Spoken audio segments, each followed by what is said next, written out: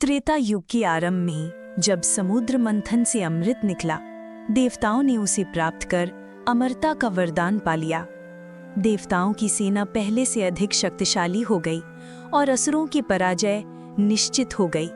असुरराज बलि, जो प्रहलाद के पोते और विरोचन के पुत्र थे, एक धर्मात्मा और प्रजावत्सल राजा, अब हार के बोझ से चिंतित थे। बलि ने अपने गुरु शुक्राचार्य से मार्गदर्शन मांगा। शुक्राचार्य बोले, राजन, यदि तुम विश्व विजय यज्ञ करोगे तो तुम्हारी शक्तियां पुनः जागृत होंगी। बलि ने यज्ञ आरंभ किया और यज्ञ की पूर्णाहुति के बाद उसे प्राप्त हुआ सोने का रथ, वायु वेग से दौड़ते घोड़े, अमोघ धनुष बाण, सिंह चिन्ह से युक्त ध्वज और एक दिव्य शंख।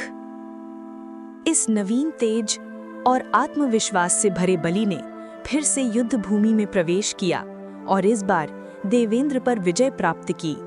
अमरावती पर असुरों का परचम लहराया। इंद्र ने हार कर देवगुरु बृहस्पति से सहायता मांगी। बृहस्पति ने कहा, अब केवल श्री हरि ही तुम्हें तुम्हारा स्वराज दिला सकते हैं। देवमाता अदिति पुत्र के दुख से व्यथित होकर तप में लीन हो गईं। श्री हरि विष्णु ने उनकी भक्ति से प्रसन्न होकर उन्हें वरदान दिया, मैं स्वयं तुम्हारे गर्भ से वामन रूप में अवतरित होऊंगा। अदिति के गर्भ से एक दिव्य बालक ने जन्म लिया।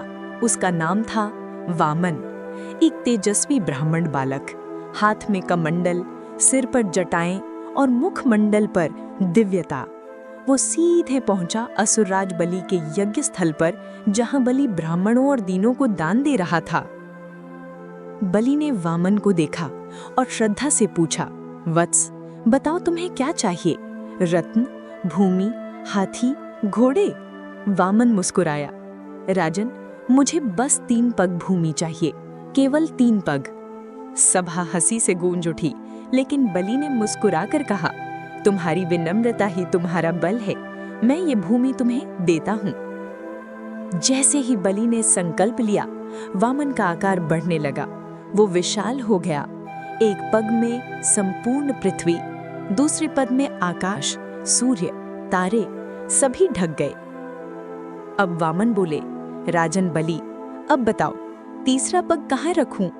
बलि झुका और बोला, हे प्रभु, मेरा सिर प्रस्तुत है, आप अपना तीसरा पग इस पर रखें। भगवान विष्णु प्रसन्न हो गए। राजन बलि, तुमने दान और धर्म की पराकाष्ठा दिखाई है।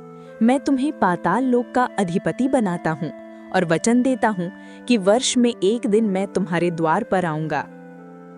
वामन अवतार केवल एक लीला नहीं, बल्कि एक गूढ़ सत्य है। बलि जैसे महान राजा ने त्याग का आदर्श प्रस्तुत किया और श्री हरि ने दिखाया, अहंकार चाहे किसी का भी हो, धर्म से बड़ा कोई नहीं। ये कथा हमें सिखाती है, दान, विनम्रता और सत्य मार्ग ही हमें मोक्ष की ओर ले जाते हैं। यदि आपको ये दिव्य कथा पसंद आई हो तो हमारे चैनल को जरूर सब्सक्राइब करें, वीडियो को लाइक और शेयर करें, ताकि हर कोई श्री हरि विष्णु की लीलाओं से प्रेरणा पा सके। जय श्री विष्णु, जय वामन भगवान।